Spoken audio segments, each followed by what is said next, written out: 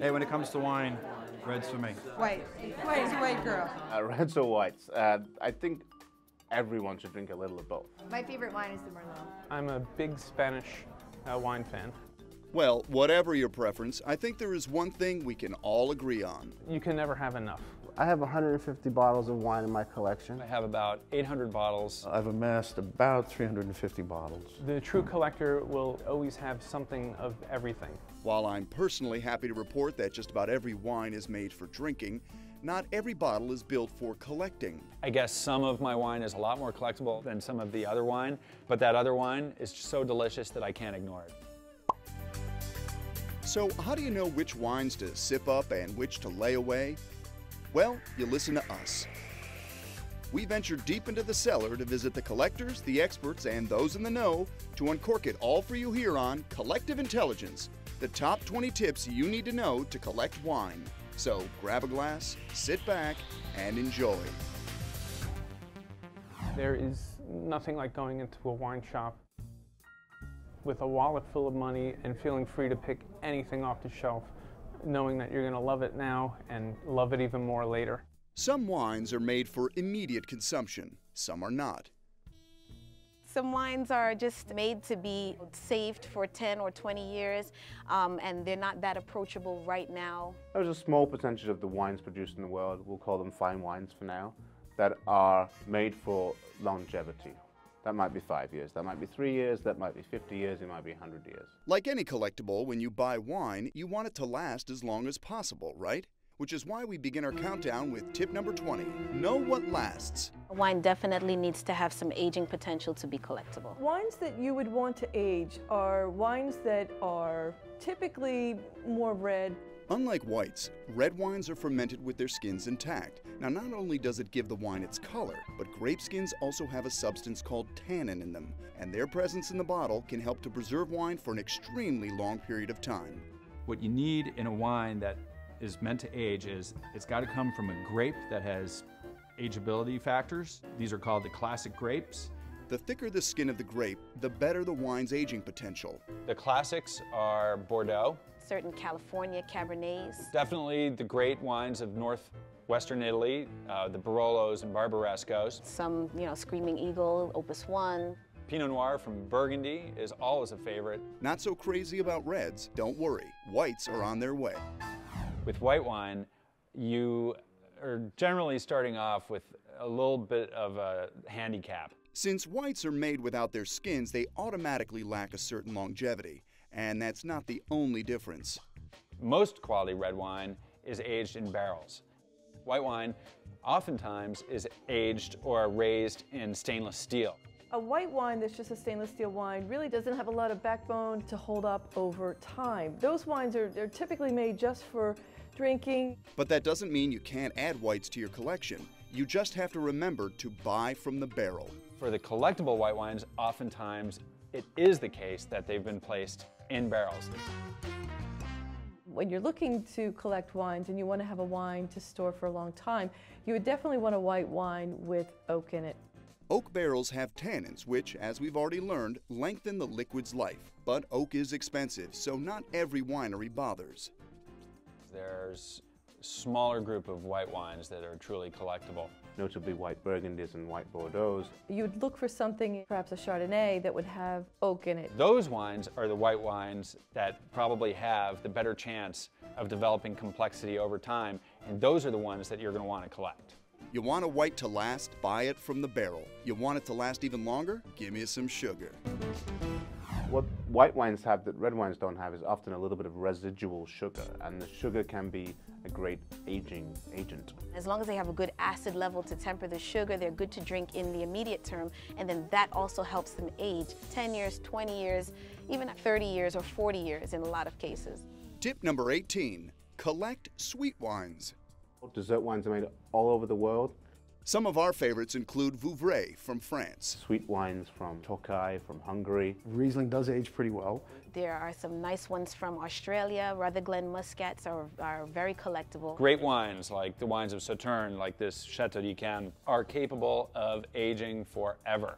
When you think about Sauternes, you think about these grapes stayed on the vine for a lot longer than their counterparts that were made into dry wines. They would actually send people into the vineyard to pick individual grapes off of bunches so that they can get just the best grapes. And that care is rewarded by wines whose values steadily increase over the years. Of course, you might have to wait over 50 years for your payoff. In 1965, a bottle of Chateau d'Yquem, maybe it was like $5 a bottle back then, and that same 1965 bottle is probably going to be worth, you know, $300, $400 starting price at an auction, and then going up from there. So, white wines for collecting, don't forget the sweet wines.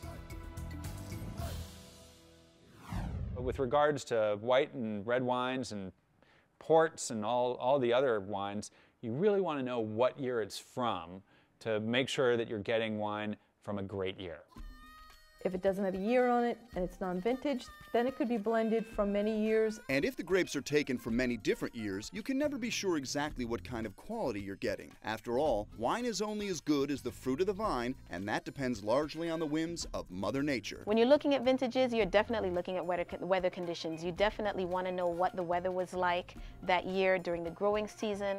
If you were buying Bordeaux in 1988, 1989, 1990, you can be buying it blind because those years were great years in terms of what the weather was like at harvest. In 91, that was not the case. They got a lot of hail and the wine ended up being terrible. Some vintages are hot and some are not, and some are still being debated. 2003, a current vintage on shelves, is one that's getting a lot of press. A very dangerous vintage. It was a very hot vintage in places like Burgundy and Bordeaux, certain parts of Italy. But the problem with that vintage is it was too hot. Too much heat would skew the complexity. You'd have too much sugar, maybe not enough acid, and then the wine wouldn't be that great. So you're looking for the balance in weather. So vintaged wine is a definite must. Vintage champagne, on the other hand, is not. Champagne is one of these very, very special wines. There's always going to be a reason to celebrate. There's always at least 2 or 3 bottles of champagne in my immediate collection. I would say buy a couple of cases of champagne. One that you'd like to drink on a daily basis. I think everybody should have champagne all the time. It just could be Sunday, and I want to celebrate, and I'll crack open a bottle of champagne.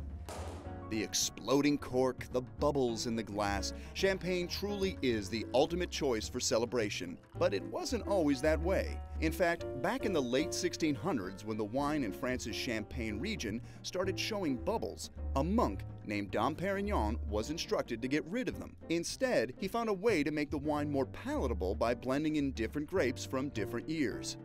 Champagne is a product which basically is so variable from year to year that the champagne houses look to make a style of wine that represents their house by blending wine from different vintages. Tip number 16, champagne doesn't have to be vintage to be collectible. I've never been disappointed with a bottle of Krug. You can collect the non-vintage Grand Cuvée, which retails for $140. It's the only non-vintage I know that's more than $50 a bottle, but fantastic champagne to collect. Without a vintage to indicate quality, to be collectible, champagne instead needs to come from a house that is recognized as being one of the great producers. For example, Moet and Chandon with the famed Dom Perignon, Taittinger with the Comte de Champagne, Veuve Clicquot with their Grande Dame.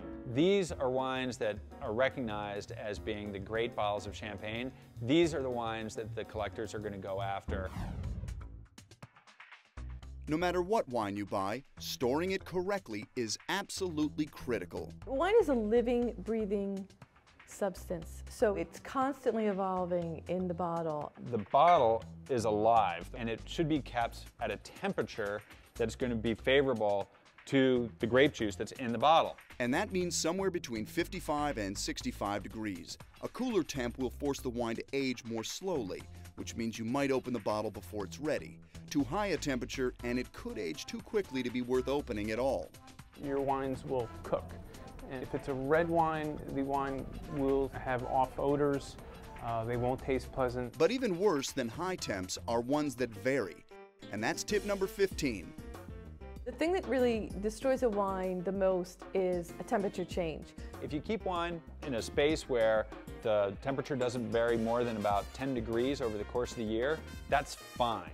as long as those 10 degrees aren't between 80 and 90. But temperature is only half the battle. What one needs to know about storage is what not to do.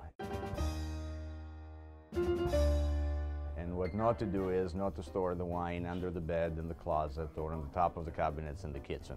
Don't store your wine by the radiator. If you don't have any storage facility, you can use wine coolers, which there are many on the market today. Hopefully your apartment is air, or your house is air conditioned, so you have a controlled humidity environment.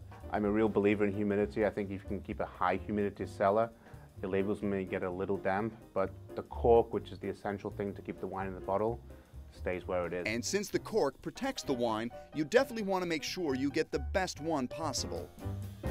It's good to watch for mold, of course.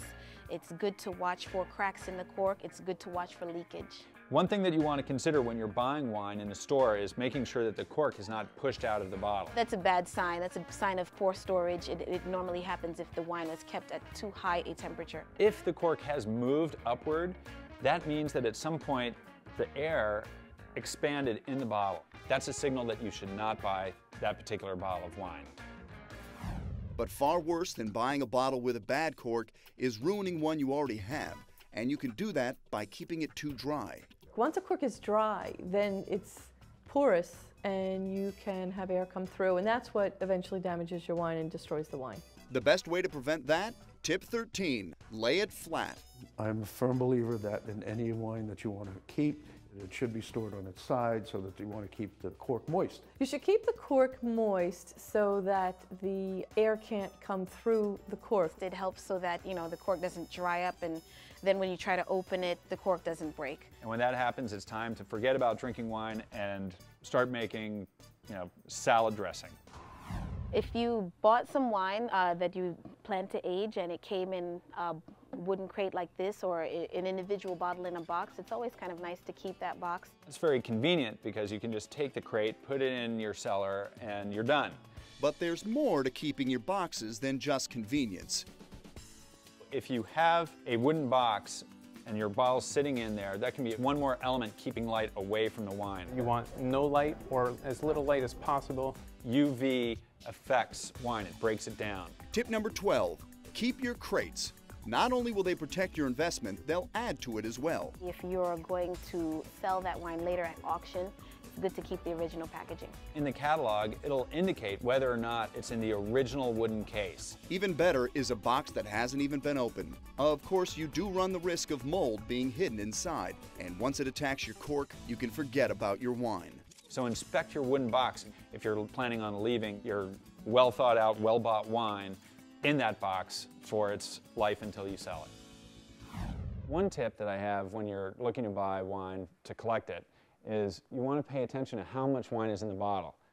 And not just because you want as much wine as possible in that bottle. When collectors go to auctions and buy old bottles of wine, oftentimes the catalog will tell you. They'll say 1 centimeter, 2 centimeters, 3 centimeters of what they call oulage, which is the space between the cork and the wine. Tip 11, measure the oulage. Wines do tend to sometimes evaporate a little over the years. The further down the wine is in the bottle, the greater risk of the wine having been impacted negatively by too much air. Too much air will spoil the wine. Too much wine and you run the risk of leakage. It's the perfect ratio of the two that will give you the most value. I've seen bottles of wine, 20-year-old Bordeaux, go for, say, $1,500. And then another case will come up at another auction, same wine, same vintage, only they'll talk about how the oulage, that amount of air, is actually a little bit greater. The price goes down. Okay, we've just given you our first 10 tips on collecting wine. So how about we take a look back at what collective intelligence has taught us so far. Tip number 20, know what lasts. Tip number 19, whites with oak. Number 18, sweet wines. 17, check the weather. Tip number 16, non-vintaged champagne. Number 15, keep temperature constant. 14, inspect the cork.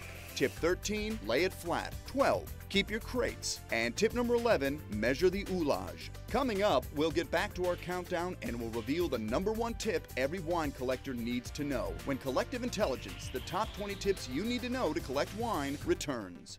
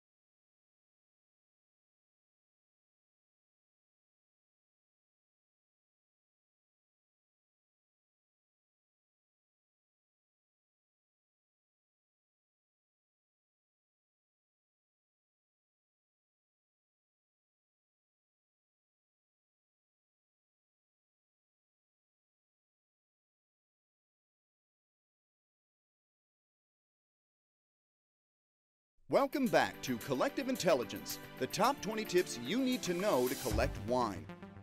Collecting wine and actually ending up opening that wine is the ultimate experience in why one should have started collecting wine. When you uncork it, always something either good or bad is going to happen, but it'll always be a new experience. The memory lingers, and that's what's great about wine. It's from the earth, and you can taste the earth in the bottle, in the glass. I think that that is so special. It's one of the oldest things that have existed in the world.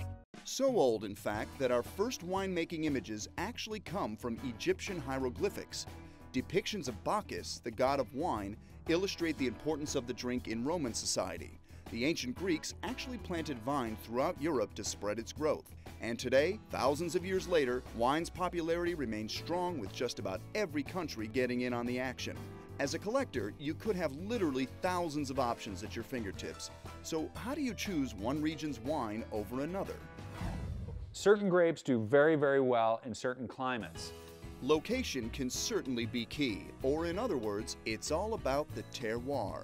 Terroir is the specifics of what the wine is being grown in. The soil content, the sun, the wind, the rain, and that's what really gives you the nuances and essences of a specific region's wine. For example, in California, a place like Carneros next to the bay has an inherent cool temperature, perfect for growing a grape like the Pinot Noir. You're going to get much better quality Pinot Noirs from that area than you would, say, from Napa proper, where the acidity in the Pinot Noirs tends to burn off because you have these strings of 100-degree days. Cabernet Sauvignon is the exact opposite. It's a grape that needs a lot of heat to get good and ripe and is more than happy to soak up the sun in places like Napa, in places like Bordeaux when you get a good hot vintage. It's a completely different animal. And speaking of Bordeaux, For investment, red wine really is the key, and it really is from Bordeaux or from Burgundy in France. the combination of climate and soil in France makes for some of the finest wines in the world. In fact, in Bordeaux, they take the quality of their products so seriously that in 1855 they established a system which ranked the top chateaus in 5 tiers called groats, or cru. You have your 5 first groats, and then you have your second groats. That's how it's been since 1855, and these wineries always shoot for that. It's not uncommon for a first growth chateau to have 20,000 case production, but the quality is so good and the demand globally is so high, that's what drives those prices higher, it seems, almost every year. A 1982 first growth Bordeaux that sold for around $500 in 2001 could sell today for almost $800. Not a bad return on your investment. And returns in Burgundy can get even higher. Tip number 8, buy Burgundy. Burgundy is a region that's very fragmented. There are a lot of small producers. There's a lot of guys who only own half a hectare or half an acre of land. It's such a small region. And sometimes you have producers that are only making 2 or 3 barrels of a particular type of wine. Those wines go stratospheric. Romanée Conti, for example, releases for about $1,000 a bottle. You're not even going to find it unless you have a good relationship with your retailer or maybe with the vineyard itself, because it gets snapped up even at $1,000 a bottle. Can't get it after it's released? How about buying the wine before it's even been put in the bottle? For the savvy collector, one of the things that you might want to do is consider futures. Tip number 7, invest in the future. Wine futures is a system where you buy the wines before they are made. You pay a set price, you don't get the wine for 2 years, but you lock in at the cheapest possible price on release to the marketplace. It's a really nice way to lock into great wine prices. That way in 5-10 years' time, you may have a considerable profit on your hands. And this might just be the perfect time to get into the game. If you're a new collector or a seasoned one, the word on the street is that 2005 is fantastic. Buy futures. Even if you don't make any money on the deal, you can still drink your investment. Wine works on multiple levels. You come into the wine store, you see the bottles on the shelf, the first thing you see is the label. A lot of people actually just buy their wine based on the look of a label. Remember that these wineries, for the most part, sell their product to someone who's never actually tried it. I know myself, when I knew very little about wine, if I thought the label was a fun label, I would just try it. It looked interesting. So there's a lot of marketing that goes into a label. Some of it's helpful, some of it's not. Tip number 6, look at the label. One of the things that a lot of producers like to put on their labels is old vines. Now, I know that doesn't sound too good, but trust us, it is. Since old vines generally produce less fruit, the fruit it does make can be more intense. Another good term to look out for is the word cru. If a wine, for example, from Burgundy says Premier Cru, it's going to be supposedly better than a wine that doesn't say anything, that just has the name of the village on it. And if the wine says Grand Cru, well, that's even better. Grand Vin, on the other hand, is not. Essentially what they're telling you is that this is their great wine, their big wine. But there are no rules that sort of stipulate what has to be in the bottle for it to say Grand Vin. Grand Vin may not be useful, but here's a term that should help you out. One tip about collecting American wine is look for the word reserve on the label. That normally indicates a better bottle of wine from that winery. There actually aren't any specific regulations governing winemakers who use the term reserve, but at the finer winemaking houses, it does generally make for a better bottle. The grapes used usually come from the better part of the vineyard. They're also the first pressings. They're aged differently. They're put into French oak. They're put into new barrels. They have a little bit more work done to them and a little bit more aging process than the estate level wines. Of course, with all that extra work comes a higher price tag, but we say it's worth it. Many wines have a couple of peaks in their lives. For example, I like red Burgundy normally at 5 years old, but I love them at 25 years old too. This requires patience, which I don't have, but it is important that you understand the life cycle of the wine that you're buying. Drinking a wine too early isn't going to taste great, and drinking it too late will taste worse. But just how do you know when to open up the bottle? Well, you could open up a copy of Wine Spectator. They do give you great information about the wines. They give you great tasting notes. They give you information about the vintages. They do a vintage report every year. And they give you an indication as to whether your 2000 wine is currently drinking or it needs a little more time. Then again, wine can be unpredictable. They'll say that a Pinot Noir, for example, should have a shelf life of about, let's say, 8 to 10 years.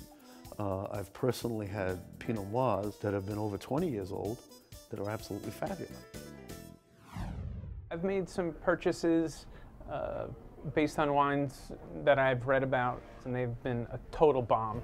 So one of my recommendations would be always, of course, read your reviews, listen to the critics, but really go out and buy a bottle for yourself before you make the commitment. That way you know what you're getting into.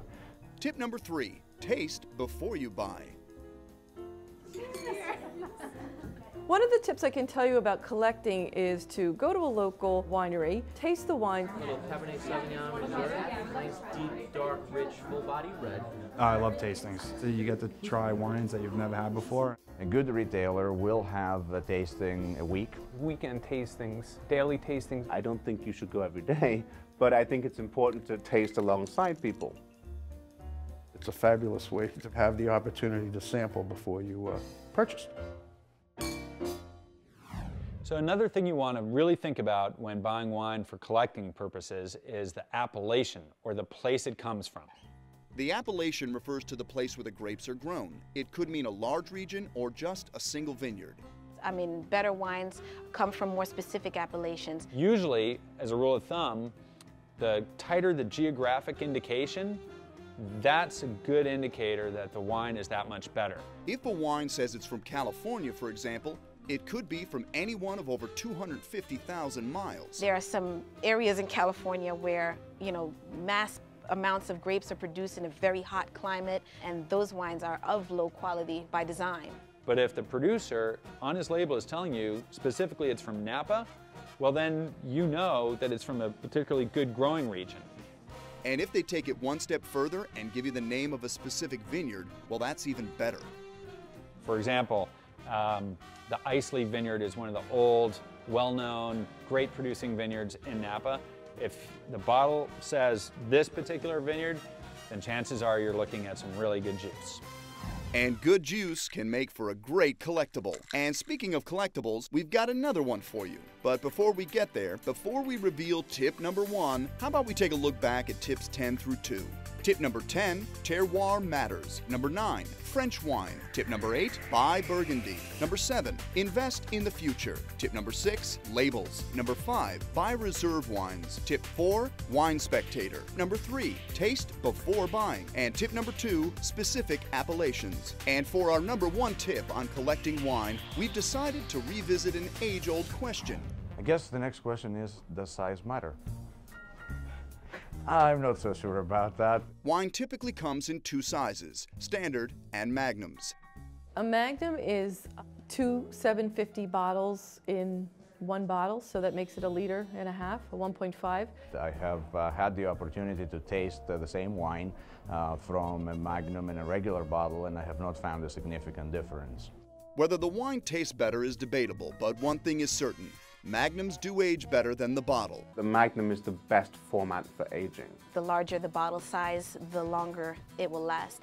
Typically, your more expensive wines come in Magnums because it's a better format to store wines and save wines. The combination of liquid to air in that bottle, the percentage, is at the premium percentage for the best aging. And as we've learned, what's good for aging is also good for value. I buy Magnums because they retain their value. Magnums from the 1950s, 60s, and 70s trade considerably higher in the auction market at Christie's than their bottle equivalent, more than twice by some considerable margin.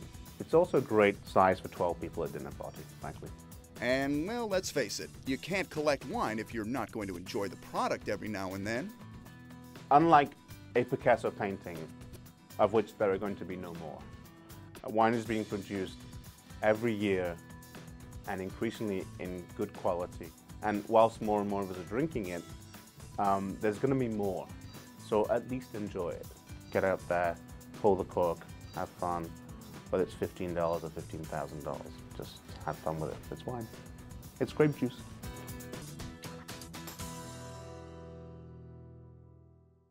Do and you haven't had a chance to do yet. And I just blurted out, I want to build a wooden boat.